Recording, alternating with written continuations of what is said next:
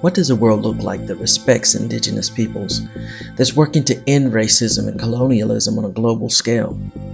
A part of that is stopping stereotyping, and native stereotypes are some of the most pervasive and recognized, but most don't know their origins or the real harm they do.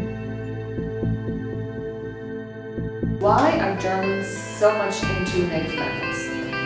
And he said, well, it's very easy. It's a genocide you did not commit. And first I was like, whoa. And then I said, no. We're not nice. It is discrimination, and maybe it's a positive discrimination, but we don't look at you. We're here because we are trying to find this image, and this is not what this is about. It's not about meeting people, but looking for an image, a projection. In America, indigenous people ask Americans, why do you hate us? Because their racism is on the front. And in Germany, they ask them, why do you love us in the wrong way? Because you only love these diluted versions of a native person. All Mai's Winnetou has misrepresented actual natives for decades, contributing to appropriation and exploitation of native cultures, sincere interests or not. Natives themselves are welcome, but mostly only when they fulfill those stereotypes. So too many natives in North America don't realize this mascot-like treatment is the flip side of systematic racism, police brutality, and injustice towards minorities, even as their images, cultures, and even their remains are used for European gratification. It needed to do better to bring the story forward, to speak to contemporary indigenous peoples. But how to do that hobbled by the Karmai story. They were not sure, because there was also this sort of loyalty to this Karmai fantasy world.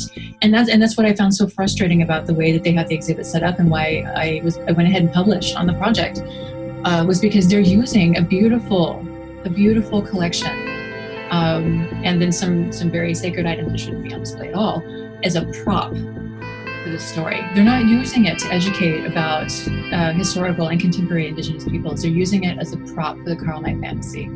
And that's I think an unethical distortion. It's grotesque.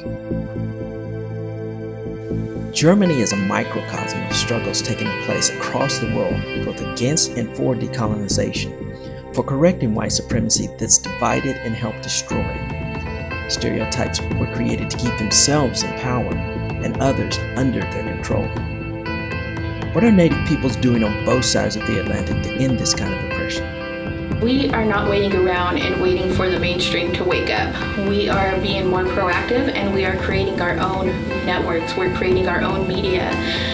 We have a wonderful network of Native media.